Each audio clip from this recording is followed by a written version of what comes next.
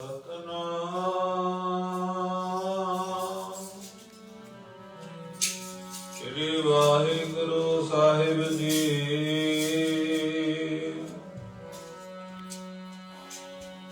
ਸਤਨਾਮ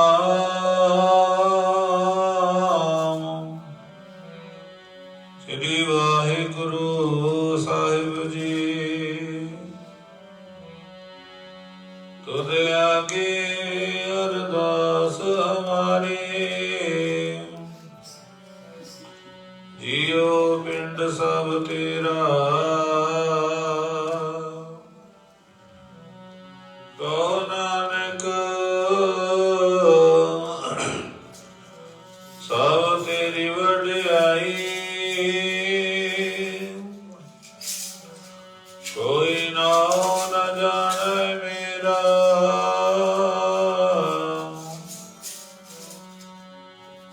ਜਿਉ ਬੁਲਾਏ ਤਿਉ ਬੋਲਾ ਸੁਆਮੀ,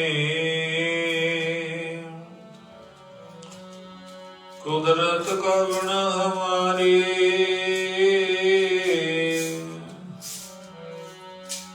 ਸਾਧ ਸੰਗ ਨਾਨਕ ਜਸ ਗਾਇਓ,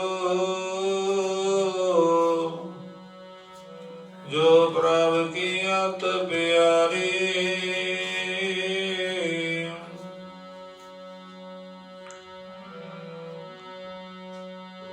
ਤੁਰ ਕੀ ਬਾਣੀ ਆਈ,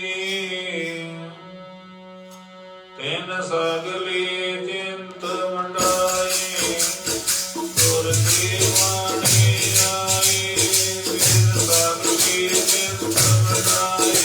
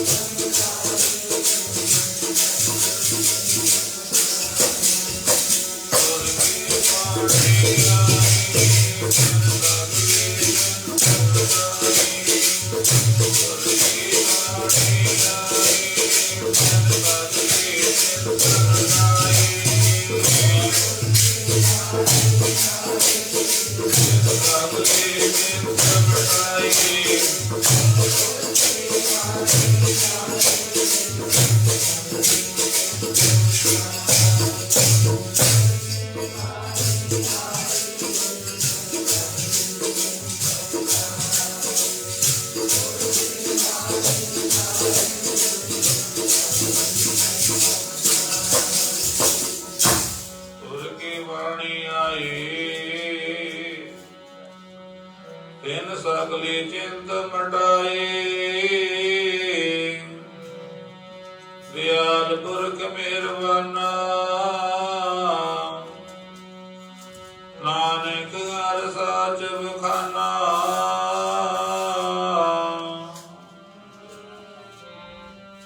ਵਾਣੀ ਗੁਰ ਦੁਰਗਾ ਹੋਈ ਸਰਬਣ ਕਰ ਲੋ ਭਾਗਾ ਵਾਲਿਓ ਗੁਰ ਦੁਰਗਾ ਹੋਈ ਸਰਬਣ ਕਰ ਲੋ ਭਾਗਾ ਵਾਲਿਓ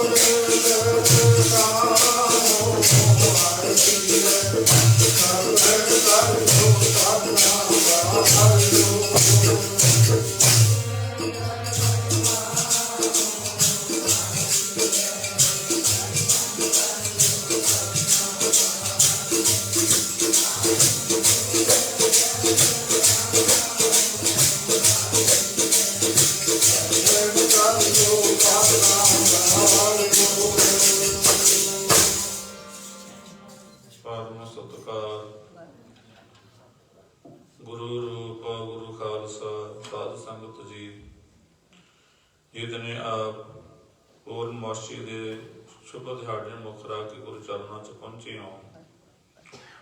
ਵੱਡੇ ਭਾਗਾਂ ਵਾਲਿਆਂ ਗੁਰੂ ਪਾਤਸ਼ਾਹ ਨੇ ਮਹਾਨ ਬਖਸ਼ਾਂ ਕੀਤੀਆਂ। ਪਰਸੋਂ ਰੋਜ਼ ਤੋਂ ਲੈ ਕੇ ਤੁਰਕੀ ਬਾਣੀ ਆਈ। ਤਿੰਨ ਸਗਲੀ ਚਿੰਤ ਮਟਾਈ ਦੇ ਸ੍ਰੀ ਅਖੰਡ ਪਾਠ ਪ੍ਰਾਰੰਭ ਸਨ,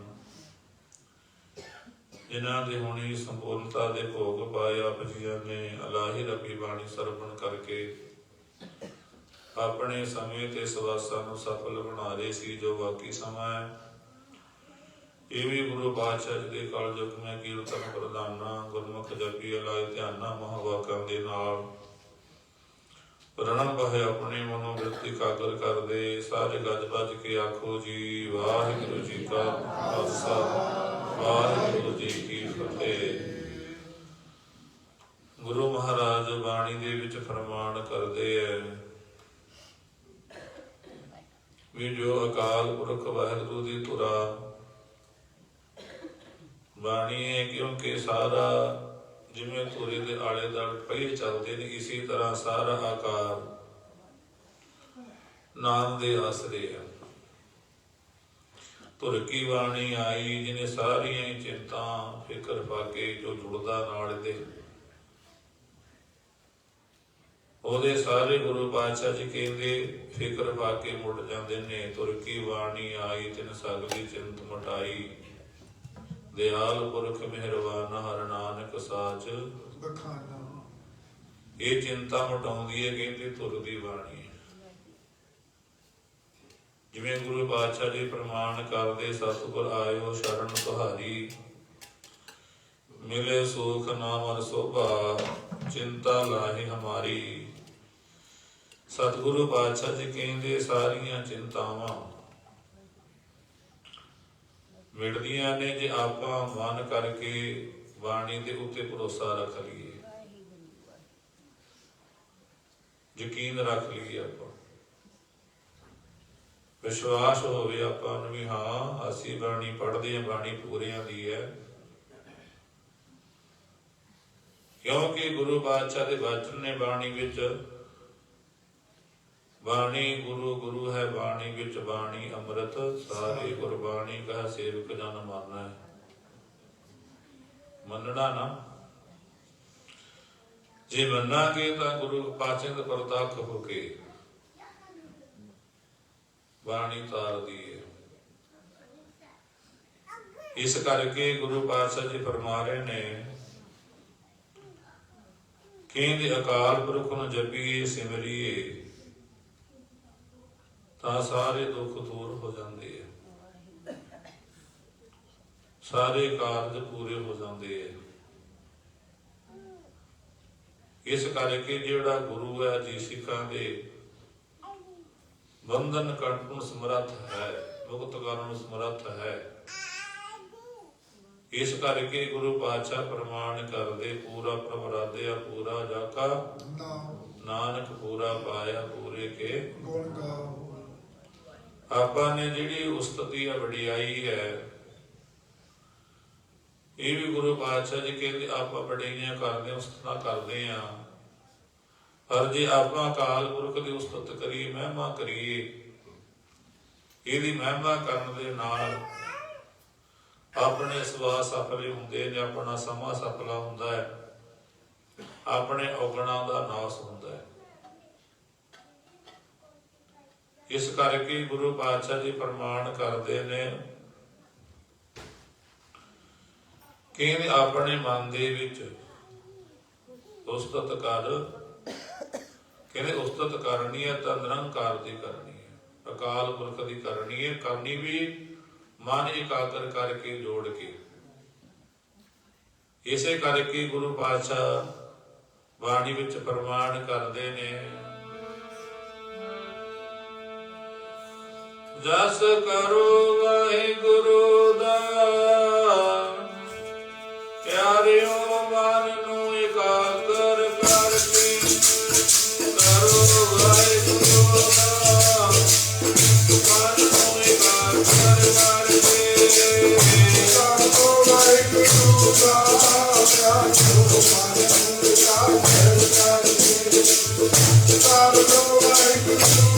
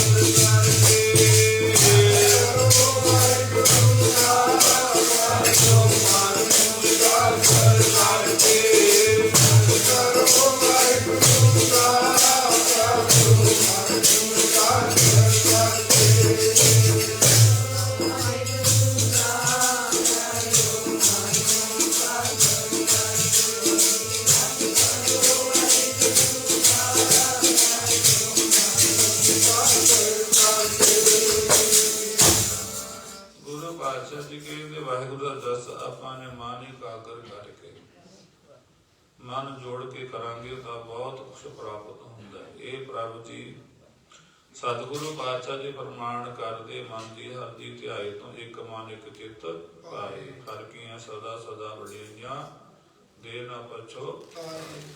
ਇਕਾਗਰ ਕਰਕੇ ਜੋ ਵੀ ਕੰਮ ਆਪਾਂ ਇਕਾਗਰ ਕਰਕੇ ਕਰੀਏ ਨਾ, ਭਾਵੇਂ ਦੁਨਿਆਵੀ ਕੰਮ ਲਾ ਲਓ ਚਾਹੇ,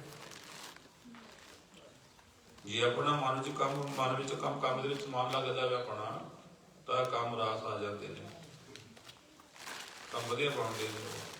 ਜਿਹੜਾ ਕੰਮਾਂ ਵਿੱਚ ਮਨ ਨਹੀਂ ਲੱਗਦਾ, ਦੇਖਣ ਵਾਲਾ ਕਹਿ ਦਿੰਦਾ ਕਿ ਇਹਦਾ ਮਨ ਨੇ ਕਰਕੇ ਨਹੀਂ ਕੀਤਾ ਇਹਨੇ, ਦੇਖਣ ਵਾਲਾ ਕਹਿ ਜਾਂਦਾ ਆਪਣਾ, ਉਹ ਕਹਿ ਦਿੰਦਾ ਤੂੰ ਮਨ ਕਰਕੇ ਕੰਮ ਨਹੀਂ ਕੀਤਾ ਇਹਨੇ, ਜਵਾਬ ਮਿਲ ਜਾਂਦਾ ਹੈ। ਜਿਹੜਾ ਪਰਮੇਸ਼ਰ ਵਾਹਿਗੁਰੂ ਦਾ ਜਸ ਹੈ, ਜਿੰਨਾ ਵੀ ਆਪਾਂ ਮਨ ਲਾ ਕੇ ਕਰਾਂਗੇ, ਮਨ ਨੂੰ ਜੋੜ ਕੇ ਕਰਾਂਗੇ, ਫਿਰ ਇਹ ਰਾਸ ਹੁੰਦੇ। ਪ੍ਰਭ ਕੀ ਉਸਤਤ ਕਰੋ ਸੰਤ ਮੀਤ, ਸਾਵਧਾਨ ਇਕਾਗਰ ਜੀਤ। ਮਨ ਟਿਕਾ ਕੇ, ਜੇ ਮਨ ਕਿਤੇ ਹੋਰ ਉਹਨਾਂ ਤੋਰਾ ਫਿਰੇ ਨਿਕਲਣਾ ਬਾਕੀ ਕਰੇ, ਫਿਰ ਥੋੜਾ ਗੁਰੂ ਪਾਤਸ਼ਾਹ ਜੀ ਕਹਿੰਦੇ ਕੁਛ ਮਿਲਦਾ ਹੈ। ਇਸ ਕਰਕੇ ਬਾਦਸ਼ਾਹ ਜੀ ਸਮਝਾਉਂਦੇ ਨੇ, ਕਹਿੰਦੇ ਭਾਈ ਬਾਣੀ ਹੈ ਜੀਵਾਂ ਨੂੰ ਤਾਰਦੀ ਹੈ, ਜੀਵਾਂ ਦੇ ਸਾਰੇ ਹੀ ਕਾਰਜ ਪੂਰੇ ਕਰਦੀ ਹੈ। ਸਤਿਗੁਰੂ ਪਾਤਸ਼ਾਹ ਜੀਆਂ ਦਾ ਧੰਨ ਧੰਨ ਸਾਹਿਬ ਸ੍ਰੀ ਗੁਰੂ ਗੋਬਿੰਦ ਸਿੰਘ ਮਹਾਰਾਜ ਜੀ, ਇੱਕ ਵਾਰ ਦਾ ਜ਼ਿਕਰ ਆਉਂਦਾ ਹੈ, ਕਹਿੰਦੇ ਸ਼ਾਮ ਦਾ ਭਾਵ ਕਿ ਵਕਤ ਹੈ, ਦਿਨ ਢਲਿਆ ਹੋਇਆ ਤੇ ਗੁਰੂ ਮਹਾਰਾਜ ਸ਼ਿਕਾਰ ਜਾਣ ਨੂੰ ਤਿਆਰ ਨੇ। शिकार जाण नूं तैयार ने। उस वेले कलंदर आया एक, ਉਹਦੇ ਕੋਲ ਇੱਕ ਬਹੁਤ ਤਕੜਾ ਮੋਟਾ ਰਿਛ ਫੜਿਆ, ਨਕੇਲ ਪਾਈ ਉਹਦੇ, ਨਕੇਲ ਪਾ ਕੇ ਕਹਿੰਦੇ ਉਹਨੂੰ ਨਚਾਉਂਦਾ ਤੇ ਆਪਣੀ ਰੋਜੀ ਰੋਟੀ ਕਮਾਉਂਦਾ। ਦੇਖ ਲੈ ਪਿੰਡਾਂ ਵਿੱਚ ਆਪਾਂ ਅੱਗੇ ਆਉਂਦੇ ਹੁੰਦੇ ਸੀਗੇ ਤੇ ਆਪਣੀ ਰੋਜੀ ਰੋਟੀ ਕਮਾਇਆ ਕਰਦੇ। ਕਹਿੰਦੇ ਬਾਦਸ਼ਾਹ ਦੇ ਵੇਲੇ ਵੀ ਆਇਆ ਉਹ ਅਨੰਦਪੁਰ ਸਾਹਿਬ ਦੇ ਵਿੱਚ, ਤੇ ਉਹਨੇ ਗੁਰੂ ਪਾਤਸ਼ਾਹ ਨੂੰ ਬੇਨਤੀ ਕੀਤੀ, ਬਾਦਸ਼ਾਹ ਜੀ ਵੀ ਮੇਰੇ ਰਿਸ਼ਤਾ ਤਮਾਸ਼ਾ ਦੇਖ ਲਓ, ਕਿਰਪਾ ਕਰਕੇ। ਇਕੱਠ ਬਹੁਤ ਸੀ ਤੇ ਸੰਗਤ ਬਹੁਤ ਸੀ, ਵੀ 4 ਪੈਸੇ ਵੱਧ ਬਣਨਗੇ ਇੱਥੇ ਮੇਰੇ। ਉਸ ਵੇਲੇ ਗੁਰੂ ਪਾਤਸ਼ਾਹ ਜੀ ਰੁਕ ਗਏ, ਕਹਿੰਦੇ ਦਿਖਾ ਬਈ ਦਿਖਾ। ਉਸ ਵੇਲੇ ਜਿਹੜਾ ਉਹ ਕਹਿੰਦੇ ਕਲੰਦਰ ਸੀ ਮੰਦਾਰੀ ਆਪਣੇ ਰਿਸ਼ ਨੂੰ, ਜਿਹੜੇ ਉਹਦੇ ਖੇਡਾਂ ਸੀਆਂ, ਹੁਨਰ ਸੀ, ਦਿਖਾਉਣ ਲੱਗ ਪਿਆ। ਉਹ ਟੱਪਦਾ ਨੱਚਦਾ, ਸਾਰੇ ਜਿਹੜੇ ਦੇਖਣ ਵਾਲੇ ਲੋਕ ਨੇ, ਸੰਗਤਾਂ ਨੇ ਦੇਖ ਕੇ ਖੁਸ਼ ਹੋ ਰਹੀਆਂ ਨੇ ਬਹੁਤ ਜ਼ਿਆਦਾ। ਗੁਰੂ ਪਾਤਸ਼ਾਹ ਜੀ ਬੈਠੇ ਆਪਣੇ ਆਸਣ ਤੇ। ਜਿਹੜਾ ਗੁਰੂ ਪਾਤਸ਼ਾਹ ਦੇ ਨਿਕਟ ਵਰਤੀ ਸੇਵਕ ਭਾਈ ਕੀਰਤਨੀਆ ਨਾਮ ਕਰਕੇ ਸੀਗਾ, ਉਹ ਗੁਰੂ ਪਾਤਸ਼ਾਹ ਨੂੰ ਚਾਵਰ ਕਰ ਰਿਹਾ ਹੈ, ਚੌਰ ਕਰ ਰਹੇ ਗੁਰੂ ਮਹਾਰਾਜ ਨੂੰ। ਗੁਰੂ ਪਾਤਸ਼ਾਹ ਪੁੱਛਦੇ, ਕਹਿੰਦੇ ਭਾਈ ਕੀਰਤਨੀਆ? ਕਹਿੰਦੇ ਹਾਂ ਮਹਾਰਾਜ। ਕਹਿੰਦੇ ਜਾਣਦਾ ਹੈ ਆ ਰਿਛ ਕੌਣ ਹੈ? ਰਿਛ ਕੌਣ ਆ? ਉਸ ਵੇਲੇ ਉਹ ਕੀਰਤਨੀ ਕਹਿਣ ਲੱਗਾ, ਮਹਾਰਾਜ ਜੀ ਅਸੀਂ ਅਣਜਾਣ ਬੱਚੇ ਲੋਕ ਤੁਹਾਡੀ ਜੋ ਲੀਲਾ ਹੈ, ਤੁਹਾਡੀ ਕੌਤਕ ਨੇ, ਅਸੀਂ ਕੀ ਜਾਣ ਸਕਦੇ ਹਾਂ? ਸਾਨੂੰ ਇਹ ਖੇਡਾਂ ਦਾ ਕੀ ਪਤਾ ਹੈ ਵੀ ਕੌਣ ਹੈ ਨਾ ਕੌਣ ਨਾ ਹੈ। ਉਸ ਵੇਲੇ ਕੀਰਤਨ ਨੇ ਹੱਥ ਜੋੜ ਕੇ ਬੇਨਤੀ ਕੀਤੀ, ਮਹਾਰਾਜ ਸਾਨੂੰ ਕੀ ਪਤਾ ਇਹਨਾਂ ਦਾ? ਤੂੰ ਕਿਹੜਿਆਂ ਰੰਗਾਂ ਦੇ ਵਿੱਚ ਖੇਡਦਾ, ਮੈਂ ਕੀ ਜਾਣਾ ਤੇਰੀ ਖੇਡ ਨੂੰ। ਕਿਹੜਿਆਂ ਰੰਗਾਂ ਦੇ ਵਿੱਚ ਖੇਡਦਾ, ਮੈਂ ਕੀ ਜਾਣਾ ਤੇਰੀ ਖੇਡ ਨੂੰ।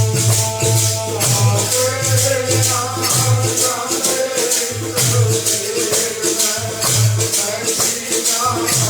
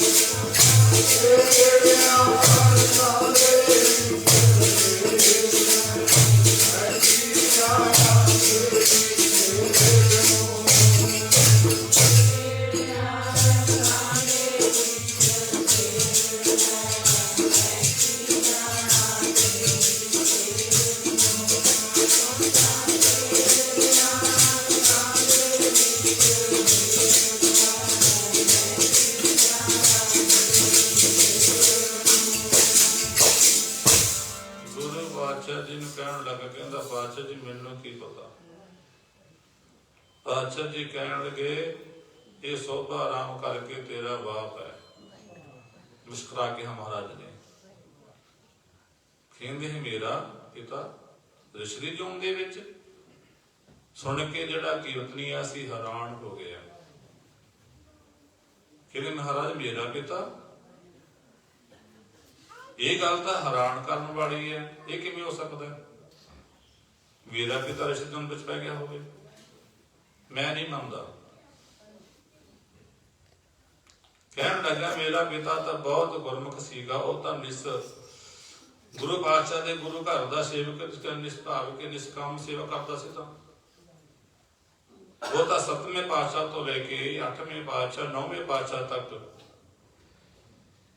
ਉਹਨੇ ਗੁਰੂ ਘਰ ਦੀ ਸੇਵਾ ਕੀਤੀ। ਮਹਾਰਾਜ ਜੀ ਨਿਸਕਾਮ ਸੰਗਤਾਂ ਵਿੱਚ ਬਹਿ ਕੇ ਬਾਣੀ ਪੜ੍ਹਦਾ ਸੀ, ਕੀਰਤਨ ਸੁਣਦਾ ਸੀ, ਸੇਵਾ ਸੰਗਤਾਂ ਕਰਦਾ, ਸੰਗਤ ਸੇਵਾ ਕਰਦਾ ਸੀਗਾ। ਉਹ ਮੇਰਾ ਪਿਤਾ ਕਿਵੇਂ ਹੋ ਸਕਦਾ?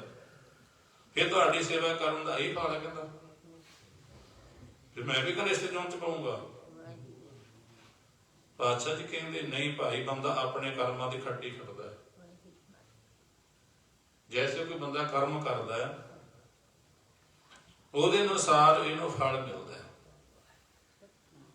ਜਿਹਾ ਬੀਜੈ ਸੋ ਲਾਉਣਾ ਕਰਮਾ ਸੰਦੜਾ, ਦਦਾ ਦੋਸ ਨਾ ਦਿਓ ਕਿਸੇ ਦੋਸ ਕਰਮਾ ਆਪਣੇ, ਜੋ ਮੈਂ ਕੀਆ ਸੋ ਮੈਂ ਪਾਇਆ, ਦੋਸ ਨਾ ਦੀਜੈ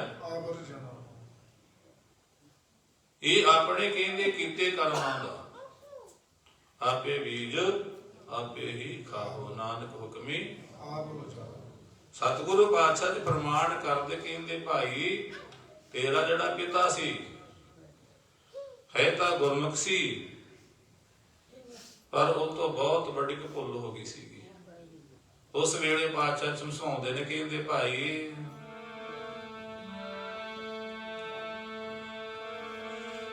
ਜੈਸਾ ਬੀਜੇਗੀ बढ़ेगी ਜਿੰਦੇ ਮੇਰੀਏ, ਫਲ ਤੇਰੇ ਕਰ ਮਾਂਗੇ। ਬੀਜੇਗੀ बढ़ेगी ਜਿੰਦੇ ਮੇਰੀ, ਫਲ ਤੇਰੇ ਕਰ ਮਾਂਗੇ।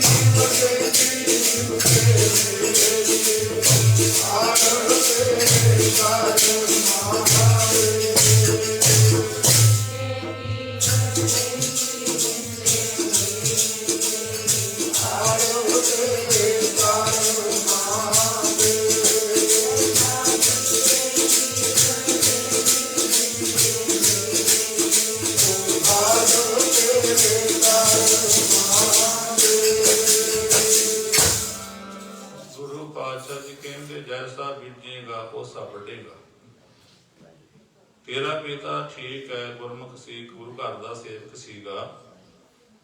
पर एक बारी जब ये वचन कीते पिछले जन्म की गल सारियां नूं गुरु पातशाह के वचन ने हैरान कर दिता। उस वेले गुरु पातशाह जी भाई सोभा सिंह दी जिहड़ा सोभा सिंह दी तीरस बनिया सीगा ओहदी कथा सुनाउण लग कहंदे भाई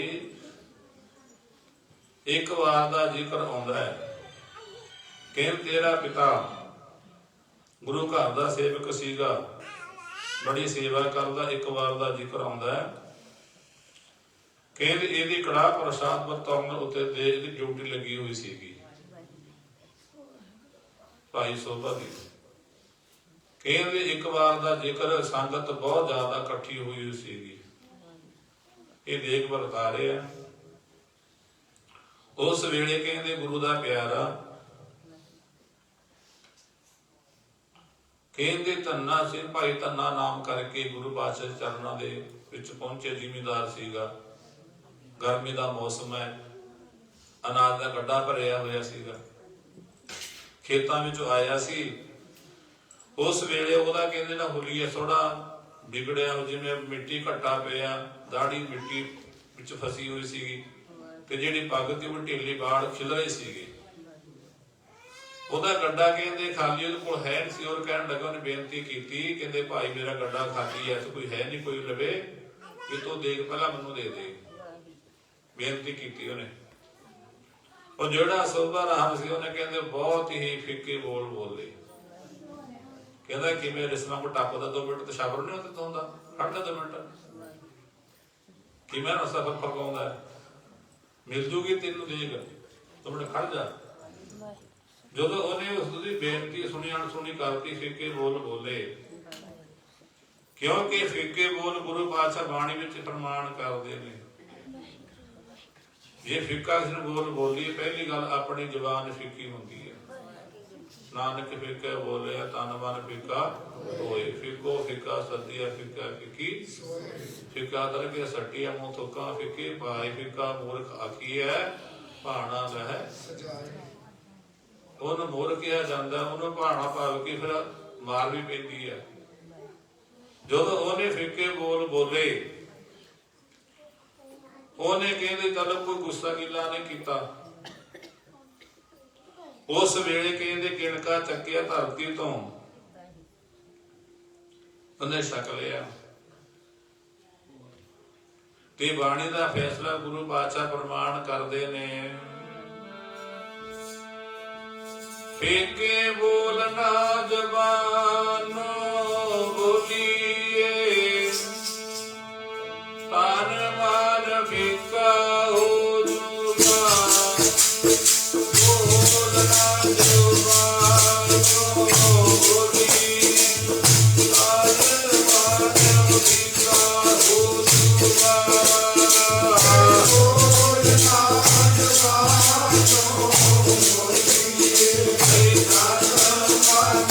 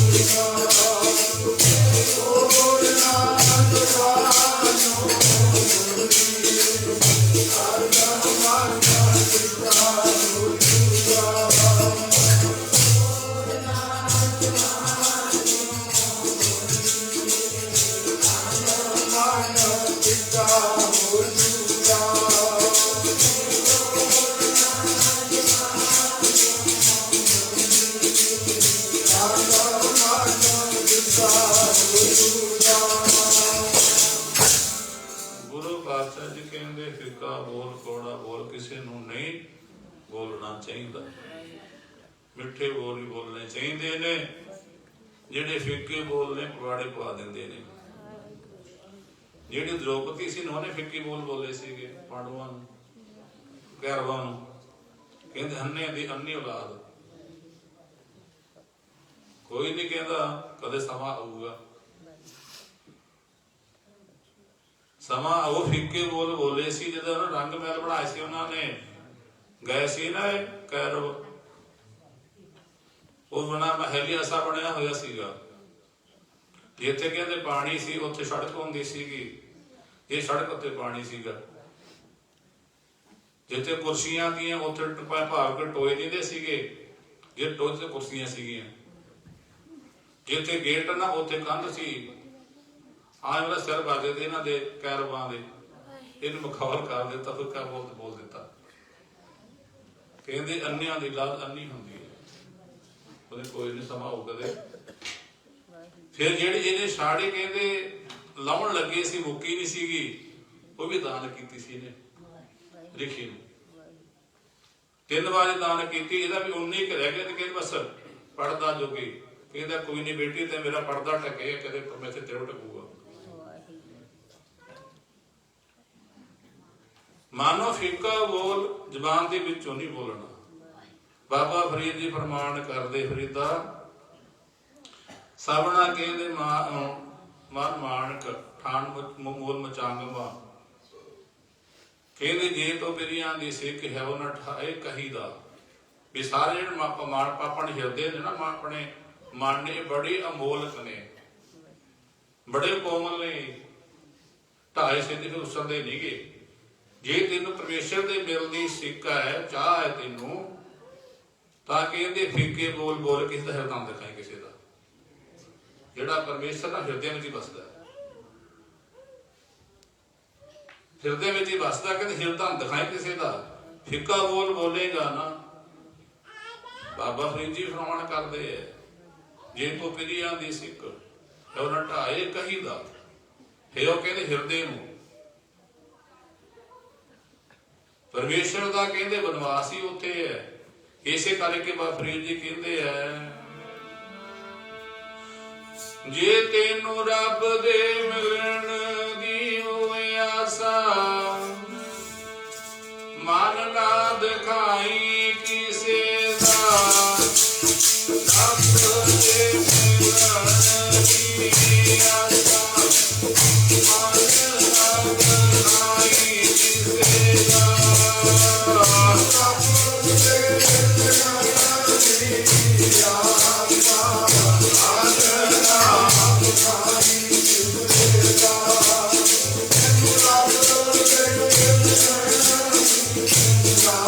God.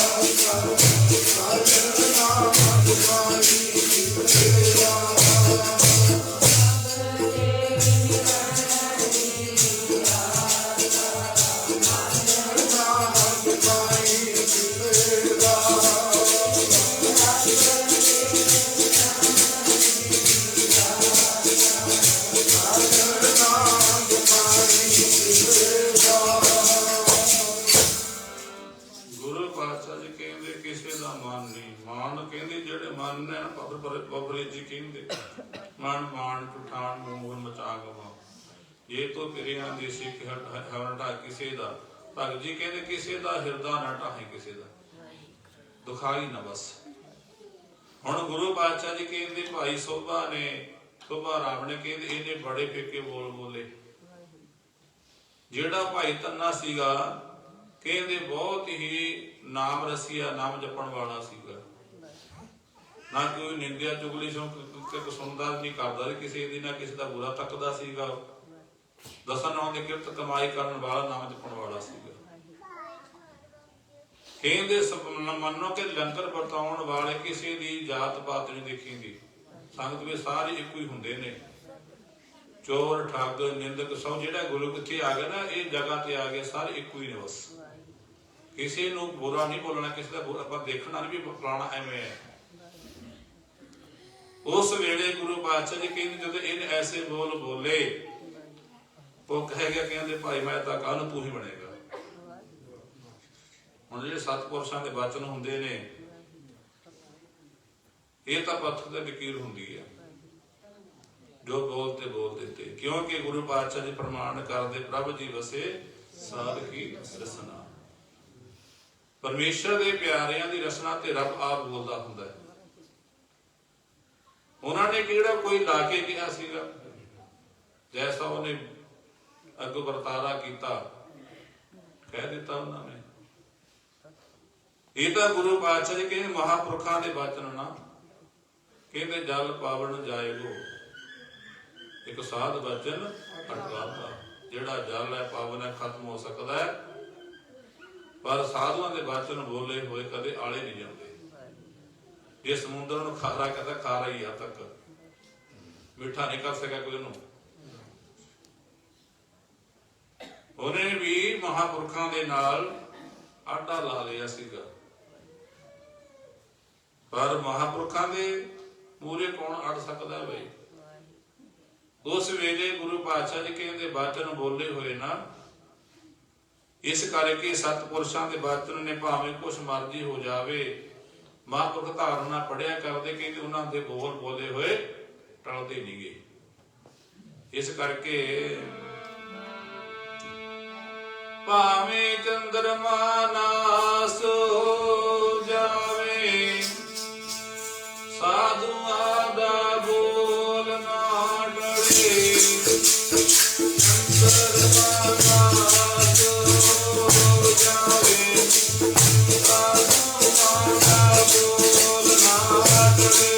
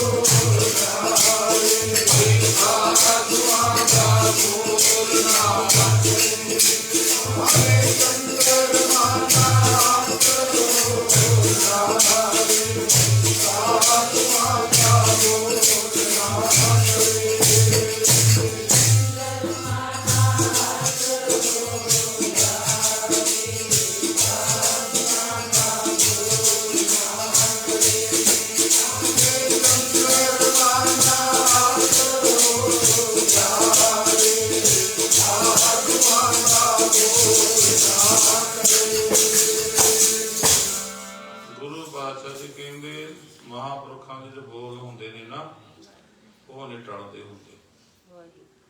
ਜਦੋਂ ਮਹਾਰਾਜ ਕਹਿੰਦੇ, ਫਿਰ ਕਹਿੰਦੇ ਇਹ ਕਾਂਸੀ ਦੀ ਬਲ ਅੱਜ ਤੋਂ ਕਹਿੰਦੇ 8 ਸਾਲ ਪਹਿਲਾਂ ਇਹਨੇ ਸਰੀਰ ਛੱਡਿਆ ਸੀਗਾ ਕਾਂਸੀ ਦੇ ਇਲਾਕੇ ਦੇ ਵਿੱਚ। ਉਹ ਜਿਹੜਾ ਕਲੰਦਰ ਝੱਟ ਬੋਲ ਪਿਆ, ਕਹਿੰਦਾ ਹਾਂ ਮਹਾਰਾਜ ਜੀ, ਇਹਨੂੰ ਕਾਂਸੀ ਜੰਗਲਾਂ ਵੱਲੋਂ ਫੜਿਆ ਸੀ। ਉਸ ਵੇਲੇ ਕਹਿੰਦੇ ਇਹ ਸਾਲ ਦਾ ਮਾਸਾ ਸੀ, ਮੈਂ 7 ਸਾਲ ਫੜੇ ਨੂੰ ਹੋ ਗਏ, 7 ਸਾਲ ਫੜੇ ਨੂੰ ਹੋ ਗਏ ਇਹਨੂੰ। ਉਸ ਵੇਲੇ ਕੀਰਤਨੀਆ ਬੜਾ ਹੈਰਾਨ ਹੈ, ਬੜਾ ਰੋ ਰਿਹਾ, ਕਹਿੰਦੇ ਮਹਾਰਾਜ ਅਸੀਂ ਤਾਂ ਜੀ ਭੁੱਲਣ ਹਾਰਾ, ਕਿਰਪਾ ਕਰੋ ਆਪ, ਮੇਰਾ ਕਰੋ, ਮੇਰੇ ਤੋਂ ਨਹੀਂ ਦੇਖਿਆ ਜਾਂਦਾ ਮੇਰੇ ਪਿਤਾ ਦਾ ਇਹ ਹਾਲ, ਮੇਰਾ ਹਿਰਦਾ ਪੜਦਾ ਜਾ ਰਿਹਾ, ਨੂੰ ਧਰਤੀ ਵੇਲ ਨਹੀਂ ਦਿੰਦੀ, ਕਿਰਪਾ ਕਰੋ। ਉਸ ਵੇਲੇ ਗੁਰੂ ਪਾਤਸ਼ਾਹ ਜੀ ਦੇ ਚਰਨਾਂ ਦੇ ਵਿੱਚ ਬੇਨਤੀ ਕਰਦਾ। ਮਹਾਰਾਜ ਕਹਿੰਦੇ ਕੋਈ ਨਹੀਂ, ਤੇਰੇ ਪਿਤਾ ਦੇ ਕਹਿੰਦੇ ਗੁਰੂ ਦੀ ਕਿਰਪਾ ਹੋ ਗਈ ਤਾਂ ਹੀ ਇੱਥੇ ਆਇਆ ਏ।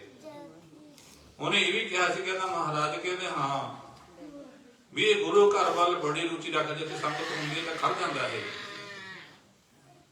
ਖੜ ਜਾਂਦਾ ਇਹ। ਉਸ ਵੇਲੇ ਭਾਈ ਕੀਰਤਨ ਕਹਿੰਦੇ ਮਹਾਰਾਜ ਕਹਿੰਦੇ ਏਦਾਂ ਕਰ, ਜਾਂ ਫਿਰ ਲੰਗਰ ਦੇ ਵਿੱਚੋਂ ਪ੍ਰਸ਼ਾਦ ਲੈ ਕੇ ਆ। ਪ੍ਰਸ਼ਾਦ ਲੈ ਕੇ ਜਿੱਥੋਂ ਗੱਲ ਵਿਗੜੀ ਸੀ ਨਾ ਉੱਥੇ ਲੋਟ ਹੋਊਗੀ। ਉਸ ਵੇਲੇ ਕਹਿੰਦੇ ਭਾਈ ਕੀਰਤਨੀਆ ਗਿਆ, ਲੰਗਰਾਂ ਦੇ ਵਿੱਚ ਪ੍ਰਸ਼ਾਦ ਲੈ ਕੇ ਆਇਆ। ਇਹ ਗੁਰੂ ਇਹ ਜਿਹੜੇ ਹੁੰਦੇ ਨੇ ਨਾ ਰੱਬ ਦੇ ਪਿਆਰਿਆਂ ਨੂੰ, ਬਾਬਾ ਕਿਰਪਾਲ ਸਿੰਘ ਨੇ ਇੱਕ ਸੱਪ ਦਾ ਧੜਾ ਕੀਤਾ ਸੀਗਾ। ਜਿਹੜਾ ਪਿੰਡ ਡਿੱਖਿਆ ਨਾ, ਡਿੱਖੇ ਉੱਥੇ ਗੁਰੂ ਭਾਵੇਂ ਕਿ 9ਵੇਂ ਪਾਤਸ਼ਾਹ ਆਏ ਸੀਗੇ। ਉੱਥੇ ਸੰਗਤਾਂ ਨੂੰ ਪਤਾ ਨਹੀਂ ਲੱਗਿਆ ਕਿੱਥੇ ਗੁਰੂ ਮਹਾਰਾਜ ਭਾਗ ਲਾਏ ਨੇ, ਵੀ ਕਿੱਥੇ ਉਹ ਜਗ੍ਹਾ ਕਿਹੜੀ ਹੈ ਜਿੱਥੇ ਗੁਰੂ ਪਾਤਸ਼ਾਹ ਬੈਠੇ ਸੀਗੇ। ਉਸ ਵੇਲੇ ਕਹਿੰਦੇ ਸਾਰੀ ਸੰਗਤ ਇਕੱਤਰ ਹੋ ਕੇ ਬਾਬਾ ਜੀ ਕੋਲ ਗਈ ਵੀ ਮਹਾਰਾਜ ਕਿਰਪਾ ਕਰੋ, ਸਾਡੇ ਨਗਰ ਦੇ ਵਿੱਚ 9ਵੇਂ ਪਾਤਸ਼ਾਹ ਨੇ ਭਾਗ ਲਾਏ, ਧਰਤ ਸਿੰਘ ਲੱਭਦੀ ਨਹੀਂ ਗਈ, ਆਪ ਕਿਰਪਾ ਕਰੋ। ਉਸ ਵੇਲੇ ਬਾਬਾ ਜੀ 2 ਦਮਾਨ ਕੀਤੇ, ਕਹਿੰਦੇ ਸ਼ਾਮ ਨੂੰ ਨਾ ਤੁਰ ਪਏ, ਸ਼ਿਵ ਦੇ ਵੱਲ ਤੁਰ ਪਏ। ਕਹਿੰਦੇ ਭਾਈ ਇੱਧਰ, ਉਹ ਲੋਕਾਂ ਨੂੰ ਲੱਗੇ ਮਹਾਰਾਜ ਇੱਧਰ ਤਾਂ ਕਹਿੰਦੇ ਫੰਨਿਆ ਸੱਪ ਰਹਿੰਦਾ, ਬਹੁਤ ਤਕੜਾ ਰਾਹ ਘੇਰਦਾ ਜੀ, ਇੱਧਰ ਹਰ ਦਿਨ ਚ ਵੀ ਜਾਂਦਾ, ਰਾਤ ਨੂੰ ਕਿਉਂ ਜਾਣਾ ਇੱਧਰ? ਕਹਿੰਦੇ ਪਾਤਸ਼ਾਹ ਕਹਿੰਦੇ ਆ ਜਾਓ। ਕਹਿੰਦੇ ਭਾਈ ਉਹਦੀ ਡਿਊਟੀ ਸੀ, ਕਹਿੰਦੇ ਡਿਊਟੀ ਸੀ ਉਹਦੀ, ਜਿੱਥੇ ਕਹਿੰਦੇ ਫਿਰ ਉਹ ਬੇੜਾ ਸੀ ਨਾ ਉੱਥੇ ਜਾ ਖੜ, ਕਹਿੰਦੇ ਆਹ ਜਗ੍ਹਾ ਉੱਥੇ, ਕਹਿੰਦੇ ਲੰਗਰ ਤੋਂ ਕੁਛ ਲੈ ਕੇ ਆਓ। ਜੋ ਦੁੱਧ ਲੈ ਕੇ ਆਂ ਧਰਿਆ ਉਹਦੇ ਮੂਹਰੇ, ਜਦੋਂ ਮੂੰਹ ਲਾਇਆ ਨਾ ਉਹਨੇ, ਉਸ ਵੇਲੇ ਫੜ ਗਿਆ ਸੀ ਉਹ, ਕਿ ਡਿਊਟੀ ਸੀ, ਇਹਦੀ ਡਿਊਟੀ ਪੂਰੀ ਹੋ ਗਈ ਜਿਹਦੀ। ਉਧਰ ਗੁਰੂ ਪਾਤਸ਼ਾਹ ਜੀ ਨੇ ਕਹਿੰਦੇ ਭਾਈ ਕੀਰਤਨ ਲੈ ਕੇ ਆਇਆ। ਉਸ ਵੇਲੇ ਗੁਰੂ ਪਾਤਸ਼ਾਹ ਜੀ ਕਹਿੰਦੇ ਸਤਨਾਮ ਵਾਹਿਗੁਰੂ ਕਹਿੰਦੇ ਪਾ ਦੇ ਇਹਨੂੰ। ਜਦੋਂ ਪਾਇਆ ਨਾ ਉਸ ਵੇਲੇ ਕਹਿੰਦੇ ਜਦੋਂ ਆਤਮਾ ਜਾ ਕੇ ਲੱਗਿਆ ਪ੍ਰਸ਼ਾਦ ਨਾ, ਉਸੇ ਵੇਲੇ ਜਿਹੜਾ ਉਸ ਰਿਸ਼ਦਾ ਸਰੀਰ ਸੀਗਾ ਪੰਜ ਭੂਤਕ ਥੱਲੇ ਗਿਰ ਗਿਆ। ਜਿਹੜੀ ਉਹਦੀ ਆਤਮਾ ਸੀ ਭਾਈ ਸੋਭਾ ਰਾਮ ਦੇ ਕਹਿੰਦੇ ਫਿਰ ਉੜ ਕੇ ਵਿੱਚੋਂ ਗੁਰੂ ਪਾਤਸ਼ਾਹ ਦੀ ਕਿਰਪਾ ਦੇ ਨਾਲ ਜਿੱਥੋਂ ਕਹਿੰਦੇ ਆਈ ਸੀ ਉੱਥੇ ਚਲੀ ਗਈ। ਤੇ ਉਸ ਵੇਲੇ ਜਿਹੜਾ ਉਹ ਕਲੰਦਰ ਸੀ ਉਹ ਵੀ ਰੋਣ ਲੱਗੇ। ਪਾਤਸ਼ਾਹ ਕਹਿਣ ਲੱਗਾ ਜੀ ਇਹ ਮੇਰੀ ਰੋਟੀ ਰੋਟੀ ਦਾ ਹਿੱਲਾ ਸੀਗਾ, ਮੇਰੇ ਛੋਟੇ ਬੱਚੇ ਨੇ। ਗੁਰੂ ਪਾਤਸ਼ਾਹ ਨੇ ਉਹਨੂੰ ਸਮਝਾਉਣਾ ਕੀਤਾ, ਉਹਨੂੰ ਵੀ ਖਜ਼ਾਨੇ ਵਿੱਚ ਮਾਰ ਦੇ ਕੇ ਉਹਨੂੰ ਵੀ ਨਵਾਜਿਆ। ਇਸ ਕਰਕੇ ਗੁਰੂ ਪਾਤਸ਼ਾਹ ਜੀ ਜਿਹੜੇ ਪਰਮਾਤਮਾ ਗੁਰੂ ਮਹਾਰਾਜ ਨੇ ਉਹ ਤਾਂ ਜੀਵਾਂ ਦਾ ਉਧਾਰ ਕਰਨ ਵਾਲੇ ਨੇ। ਤੁਰ ਕੀ ਬਾਣੀ ਆਈ ਤਿਨ ਸਗਲੀ ਚਿੰਤ ਮਟਾਈ, ਦਿਆਲ ਪੁਰਖ ਮਿਹਰਬਾਨ ਹਰਿ ਨਾਨਕ ਸਾਚ। ਸਤਿਗੁਰੂ ਪਾਤਸ਼ਾਹ ਜੀ ਕਹਿੰਦੇ ਜਿਹੜੀ ਬਾਣੀ ਹੈ ਨਾ ਗੁਰੂ ਪਾਤਸ਼ਾਹ ਦੀ ਸ਼ਰਨ ਹੈ, ਇਹ ਤਾਂ ਵਿਛੜਨ ਮੇਲ ਦਿੰਦੀ ਹੈ। ਇਸ ਕਰਕੇ ਹਮੇਸ਼ਾ ਗੁਰੂ ਚਰਨਾਂ ਦੇ ਨਾਲ ਜੁੜ ਕੇ ਰਹਿਣਾ ਚਾਹੀਦਾ। ਗੁਰੂ ਪਾਤਸ਼ਾਹ ਜੀ ਬਖਸ਼ਣਹਾਰੇ ਨੇ। ਉਸ ਵੇਲੇ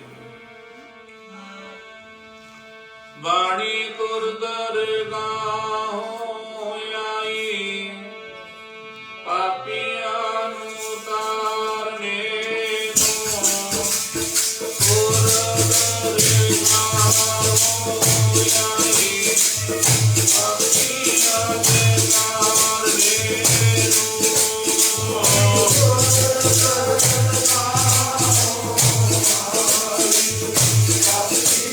ਦੇ ਤਾਰਨੇ